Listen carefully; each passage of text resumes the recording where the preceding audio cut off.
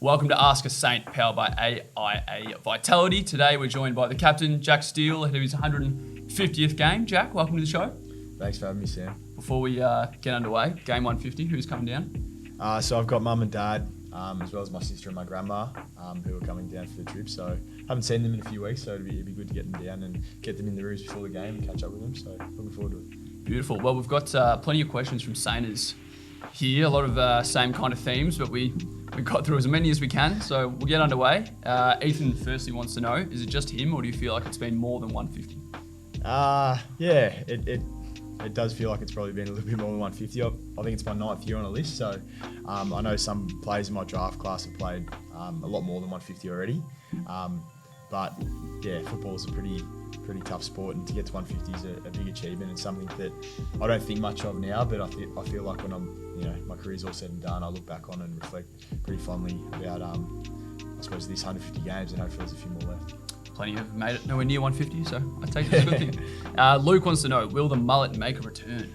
Not at any time soon, I think. Yeah, it's starting to go out of vogue, I think, so maybe in a couple of years, we'll see. What was the inspiration behind the change of cut?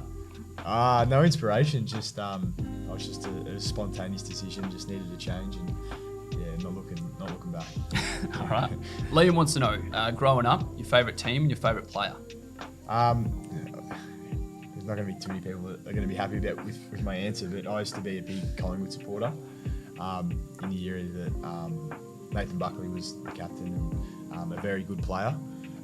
But he sort of retired and I moved on to Scott Pendlebury. So that is pretty cool to say that I've played not alongside, but against Scott Pendlebury on a number of occasions. So yeah, a bit of a childhood dream for me, but no more black and white. I'm red, black and white now, so it's good. That's good. Bit of controversial one, that's all right. Claire wants to know, so when Ed Sheeran came to town for our 150th game, you brought in your guitar, Ed signed it, you met the great man. How often do you play the guitar? Not often enough. Not since he signed it, actually. I haven't even got it out of the case since he signed it.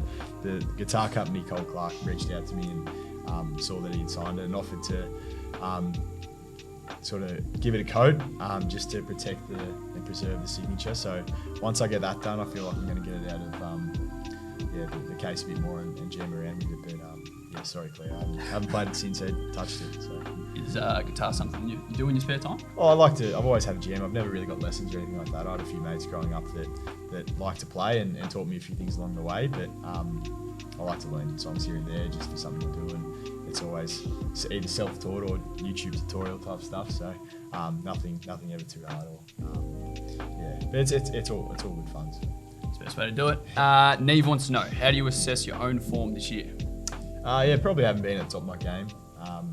I haven't had the year I wanted, but I feel like the team's been really good. We've won plenty of games, and there's been some great stories behind that, and a lot of our players are stepping up and filling the void. But I suppose a large part of the reason I haven't been at the top of my game is my body. I've had a few issues with my body, and it's not an excuse. It definitely is a reason, but each week I'm starting to feel better and better and get better and better. So hopefully my form starts to return with a bit of continuity with my body. So we'll see how we go.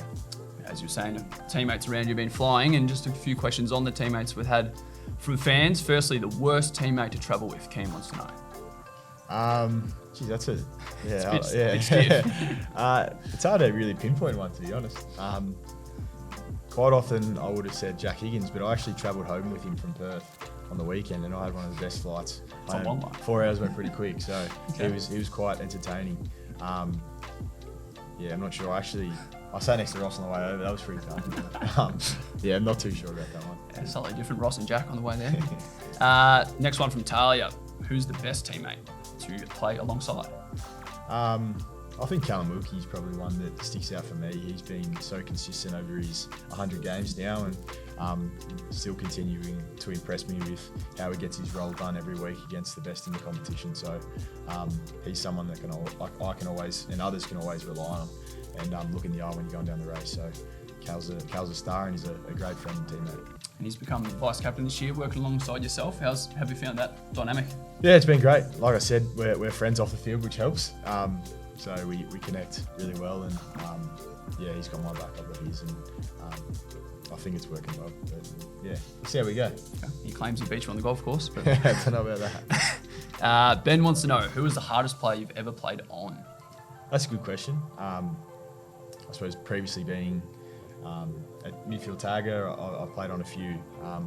And I always say Nat Fyfe was probably the one at his peak, was the hardest to play on. He was just so big and dynamic, and he didn't really have too many weaknesses. So he's one I always really struggled with and never really properly nailed a plan on how to get him done. So he was one that was very difficult. So probably Nat Fyfe. Bit of a deep one from Liv. What keeps you motivated every day? It is pretty cliche, Sam, but just getting better every day. Like, I'm a footballer, and I suppose this is my trade, and I want to keep getting better. Obviously, I haven't been in the best form this year like we spoke about before, but I just want to come in here and do the best I can, get my body back in good shape, and get my craft going as well. So that gets me out of bed, is just that motivation to get myself better, to help the team get better. So yeah. Bit of a one into your bit of personal life. Ash wants to know, when you were named captain a few years ago, who was the first person that you told? Yeah, I think it was mum and dad, to be honest. I got onto the phone to them pretty quickly after that decision was made. And yeah, they were chuffed. They probably didn't see it coming. And I probably didn't really see it coming either. I was pretty happy for Gears just to keep going. But Gears insisted that he wanted to sort of, not step aside, but he wanted to help me sort of transition into the role. So mum and dad were the first ones that got the call, which was, yeah, I'm sure they'll pleased with that. Quick yes or no from Lockie, will you marry me? We'll see. Okay, that's not bad, Lockie. Beth wants to know, do you have a pre-game ritual? Not really. I used to. I feel like I used to be very superstitious with my pre-game routine and all that sort of stuff. But as time has gone on, I've got older, I've realised that it doesn't really matter a heap. I've still got a few little things that I do here and there. I suppose when I get to the ground, also an order of what I do things, where I strap my ankles and get a massage and whatnot. But I suppose 24 hours before the game, I try to keep as normal as possible and don't eat any particular foods or anything like I used to, like most people do. They eat a big bowl of pasta the night before, but I just try to keep things as normal as possible, and I find that works best for me. And we know something you like to do in your spare time after games is a bit of golf. Wilkes always talks about that with you. But about that is the Ash. They want to know your golf handicap and your favourite course. Yeah, it's a great question. I haven't played a heap this year, to be honest. Since I hurt my collarbone, it sort of halted that. It's fine to swing a golf club, but I actually haven't really found time. So my golf handicap at the moment is currently about 11. Some would say it's good, but some also don't think it's very good. But Wilkes is he's not far behind me, I think. But yeah, I usually get him done. I usually take his cash when we have a little side bet. Who's the best of the club? Leo Connolly is actually a little jet. Okay. Yeah, very, very quietly.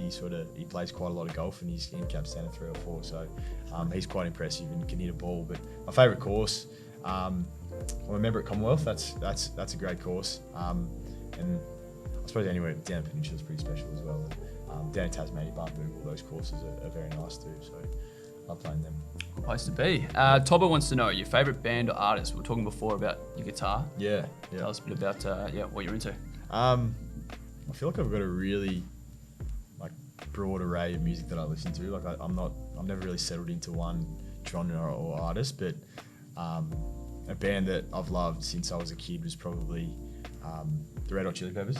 I just think they're so cool, and I don't know, they're just obviously have had their hits for a long period of time, and if I'm ever not sure what I want to listen to in the car, I can always just put them on and put their greatest hits on, and it gets me in a pretty good mood. So I suppose them. I was able to see them last year as well at Austin City Limits, a festival in Austin. Yeah, it was good. They weren't the best live, but that hasn't taken anything for me. So yeah. Favourite song? That's changed quite a bit over time.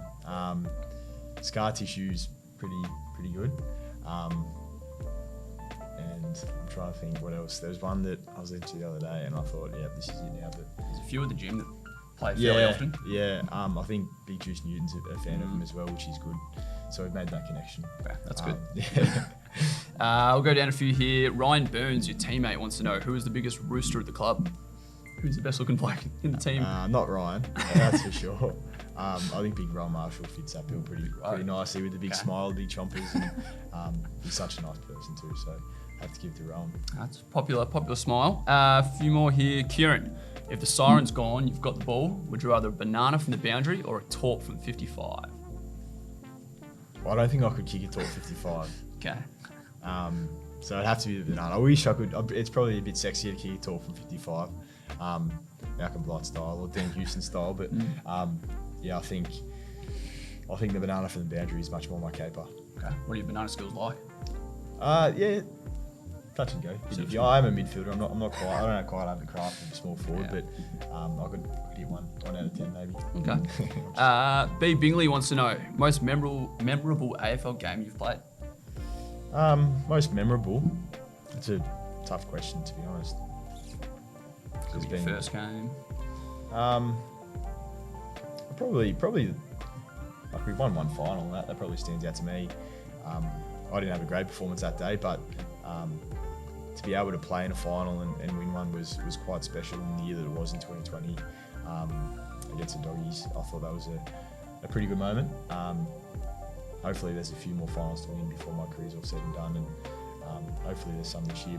We'll wait and see, but yeah, that was probably one that stands out the most to me, Sam. It was an exciting night. All right, last one. Given we are ahead of game 150 on Saturday, Tom wants to know, do you have another 150 in you? It's a big ask. That's a massive ask. Yeah, I'm not sure.